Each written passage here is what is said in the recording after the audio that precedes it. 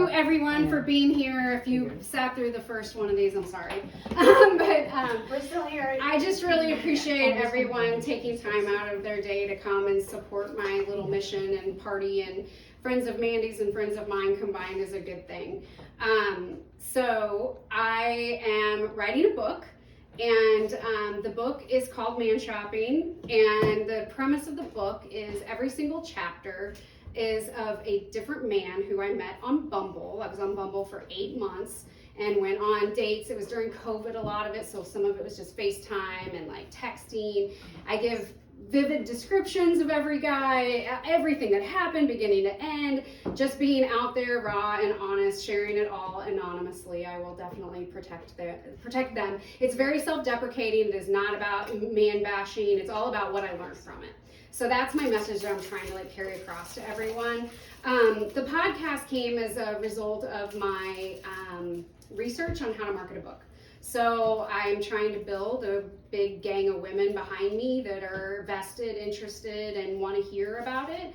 And so now I'm pretty sure I was born to be a podcaster. So I am very into it, enjoying every single thing about it that I can.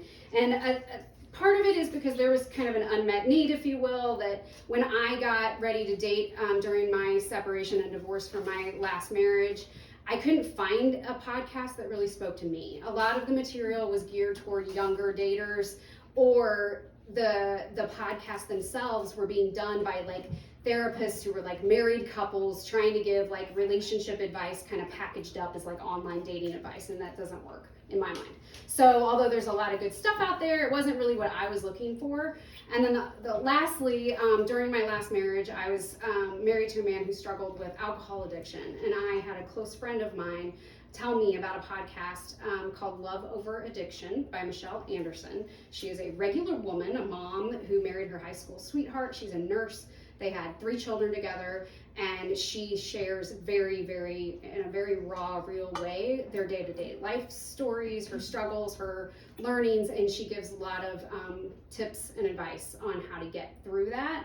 And she changed my life. And so I definitely, on the Man Shopping with Stacie podcast, some of it is deep and some of it is hard and some of it is traumatic and things that I've gone through, but the bigger overwhelming message is if I can get through 2 marriages, 2 divorces that basically took up my entire adult life and come out on the other end happy, healthier than I've ever been, optimistic that I'm still going to find a life partner one day, but right now I'm focusing every single day on being joyful, happy, show my daughter a good example, build a good life together. So that's what I'm trying to do here. And I'm going to play a little snippet so as you all know, my party goers, I'm counting on you guys as my grassroots marketing effort to help me hit the ground running, and it's totally working, and I'm overwhelmed. I am totally overwhelmed by it.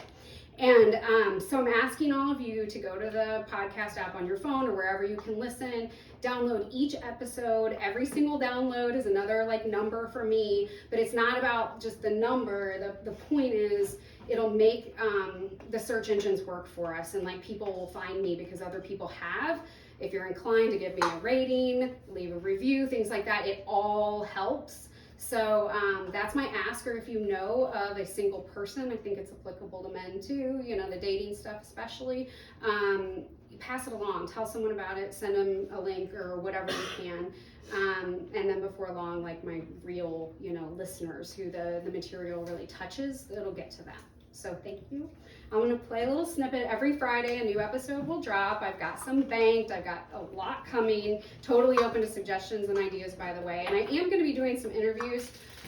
Most podcasters do interviews to elevate their podcast, so they'll ask experts on and things like that, but that's not what I'm about. I'm just about my own real life and people that I know and love. So my first interview is with my daughter, who's turning 16 on Friday, and she shares her perspective of being a child of divorce, her takeaways. She happens to be very positive like I am, so it's all pretty, whatever, but I touch on some of the harder stuff too.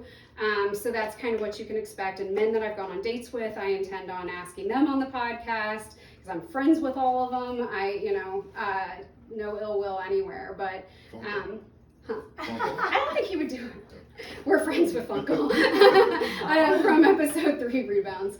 I kind of don't think he'll do it, but I can find somebody.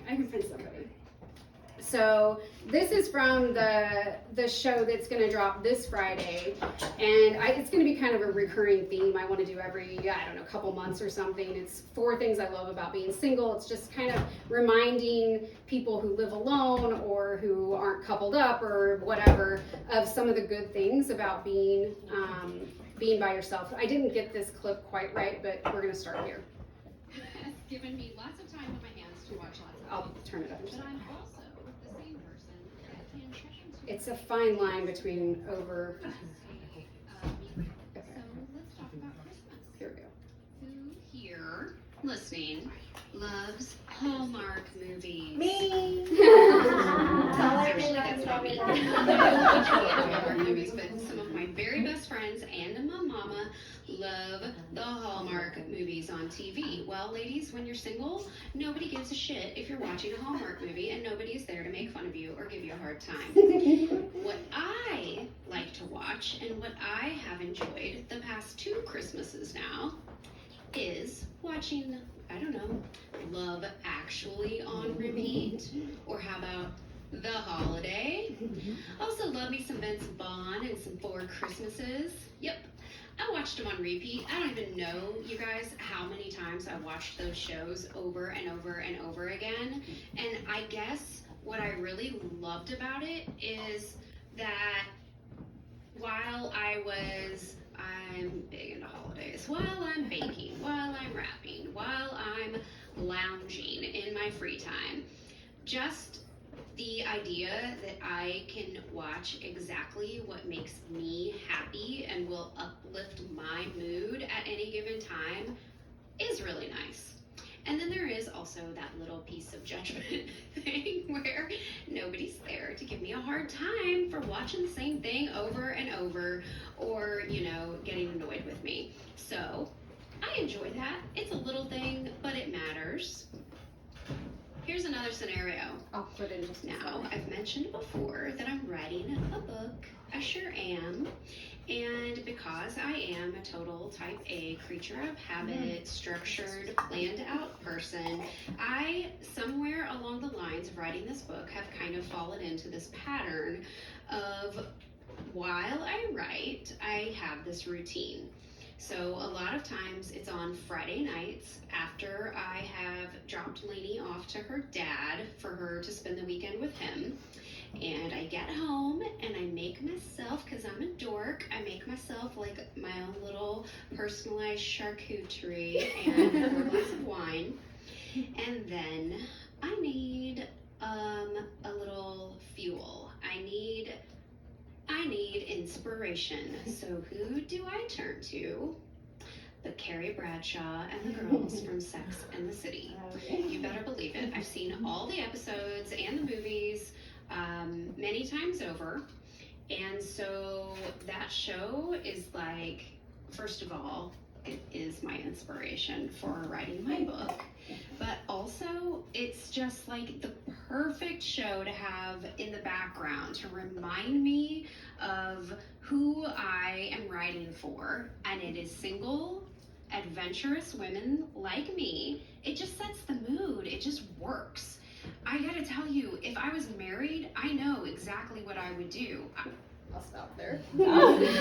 Thank you guys for listening and for being I just want to say one thing. Not one thing, a couple things. But I've known Stacie since Lainey and Tommy were in preschool at St. Elizabeth's, and that's kind of how we met, through different networks. But she's always been such a hard worker, and she really cares. She's very honest. She's very funny. She's very honest, and I'm just really proud of you. Like, I really am. Like, I mean, what you've been through is great. So thank you all for coming.